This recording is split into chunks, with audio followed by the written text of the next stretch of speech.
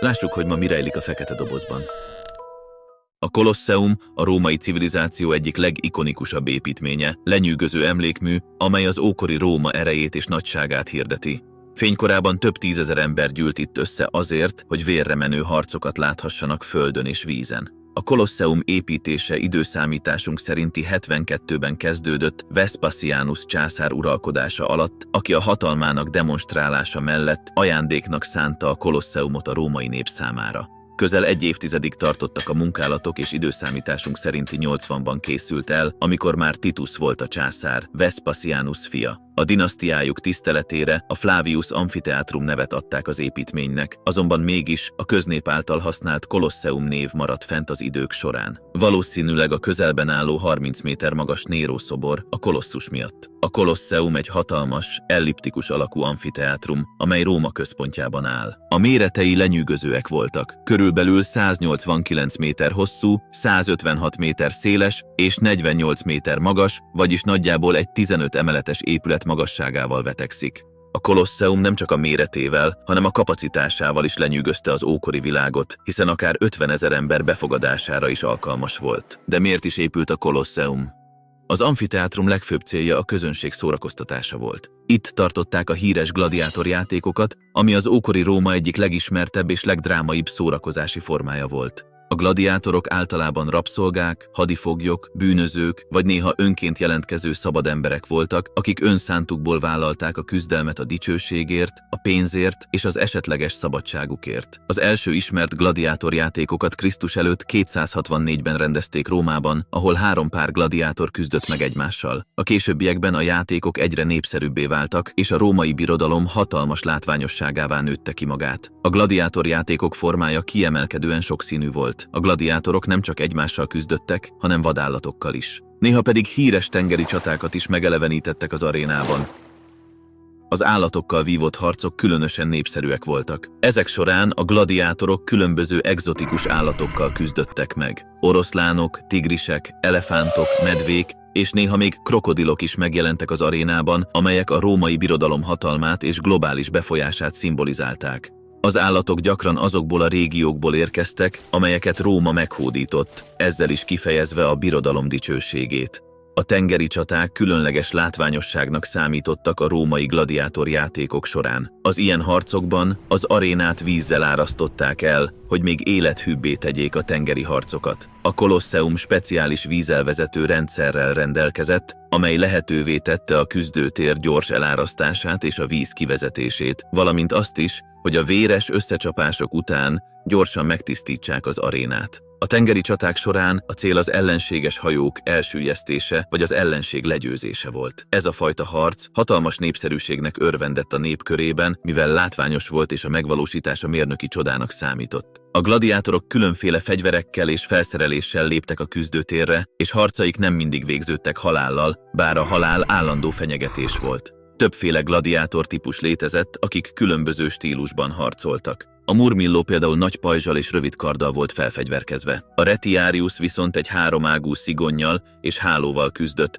gyakran páncélzat nélkül, a gyorsaságára és az ügyességére támaszkodva. A különböző gladiátor típusok közötti harcok izgalmas taktikai és egyben brutális küzdelmeket eredményeztek, és a nézők imádták a látványos összecsapásokat. A legtöbb római polgár rendkívüli izgalommal várta azt a napot, amikor újra a Kolosseumba léphetett, hogy megnézze az aznapi eseményeket. A gladiátorokat külön edzőiskolákban, úgynevezett luduszokban képezték ki. Ezeket az iskolákat gyakran magánvállalkozók vezették, akik részt vettek a küzdelmek szervezésében is. A harcosokat szigorú fegyelemben és kemény körülmények között tartották, de ugyanakkor minden szükségletüket kielégítették, és megfelelő orvosi ellátást is biztosítottak számukra, mivel egy jól képzett és sikeres gladiátor hatalmas hasznot termelt a gazdáinak.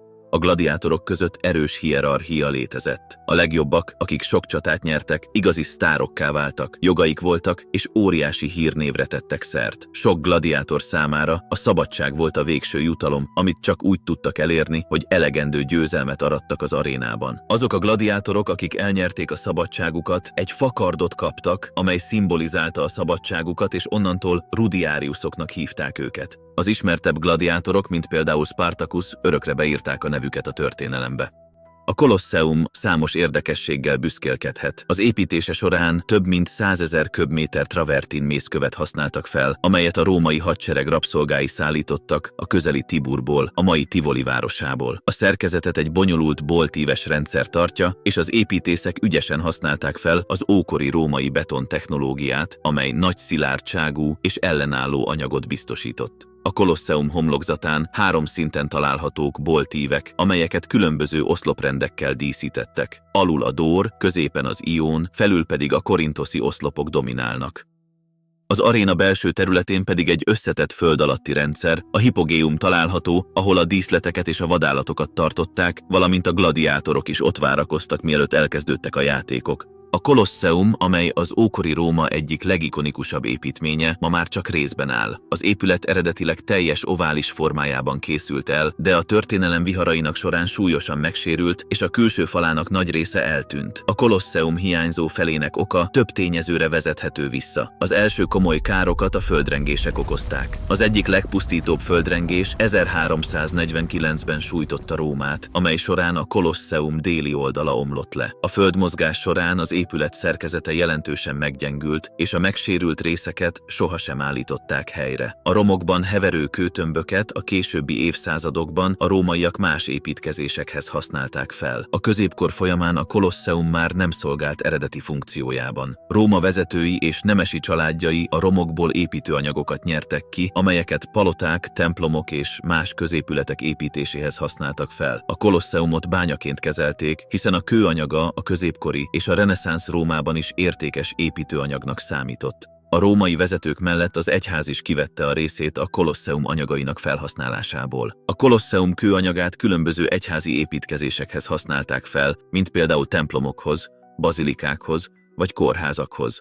Ez a gyakorlat csak tovább gyorsította a monumentális amfiteátrum állapotának romlását. A Kolosseum megmaradt részeit később vaskapcsokkal erősítették meg, azonban az eredeti szerkezetet összetartó fémelemeket a középkor folyamán kilopták az épületből, hogy újrahasznosítsák. A hiányzó fémkapcsok miatt a falak még inkább meggyengültek, és ennek következtében még több része tűnt el a Kolosseumnak. A 18. századra a Kolosseum elhanyagolt rommá vált, azonban 14. Benedek pápa 1749-ben szent helynek nyilvánította az amfiteátrumot, ezzel megvédve a további pusztulástól. A Kolosseum a fénykorában nem csak szórakoztató központként, hanem politikai eszközként is szolgálta a politikai vezetés érdekeit. A császárok gyakran rendeztek ingyenes játékokat a nép számára, hogy eltereljék a figyelmüket a politikai nehézségekről, vagy azért, hogy növeljék népszerűségüket. Ezek az események gyakran napokig tartottak, és hatalmas költségekkel jártak, ám a közönség számára ez ingyenes volt, így a Kolosseum a kenyér- és cirkuszpolitika egyik jelképévé vált. A Kolosseum tehát nem csak egy építészeti csoda, hanem egy kulturális szimbólum is, amely megtestesíti az ókori Róma dicsőségét, de egyben annak brutalitását is. A gladiátorok és vadállatok véráztatta arénájától kezdve az ókori római mérnöki tudás lenyűgöző példájáig a Kolosseum ma is vonzza a látogatókat, és továbbra is a világ egyik legismertebb műemléke. Ha tetszett a videó, kérlek ne felejtsd el lájkolni és feliratkozni a csatornára. A következő videóban találkozunk. Sziasztok!